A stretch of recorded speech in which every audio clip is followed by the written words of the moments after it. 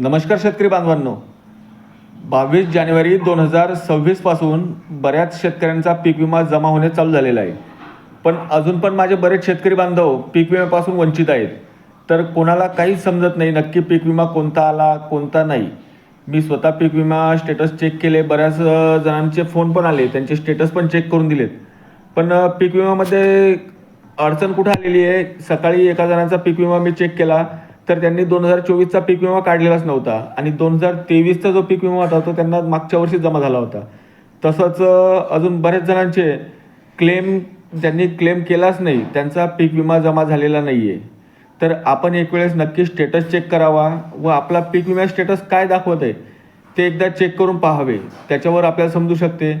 तसेच बरेच शेतकरी बांधवांनी अजूनही क्लेम कॅल्क्युलेट अवेटेड दाखवत आहे किंवा आधार व्हेरीफाय दाखवत आहे.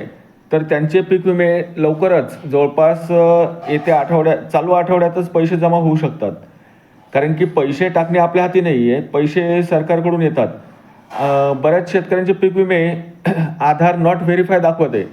त्यांचं आधार कार्ड बँकेशी लिंक नाही आहे. तर त्यांनी लवकरात लवकर बँकेसोबत आधार कार्ड लिंक करून घ्यावे, म्हणजेच की पैसे लवकरात लवकर मिळू शकतात. व अजून कोणाला काही क्लेम स्टेटस काय दाखवत आहे ते नक्की कमेंट करून सांगा, म्हणजे आपल्याला त्याच्यावर अजून अभ्यास करता येईल. पीक विमा 2024चा ज्यांनी क्लेम केला आहे, ज्यांचा क्लेम सक्सेस झाला आहे, अशा जवळपास सर्व शेतकऱ्यांना पीक विमा 2024चा मिळणार आहे. जर कोणाला काही अडचण असल्यास नक्की विचारा. धन्यवाद शेतकरी बांधवांनो. व आवडल्यास नक्की आपल्या शेतकरी बांधवांना शेअर करा व पीक विमा स्टेटस नक्कीच चेक करा.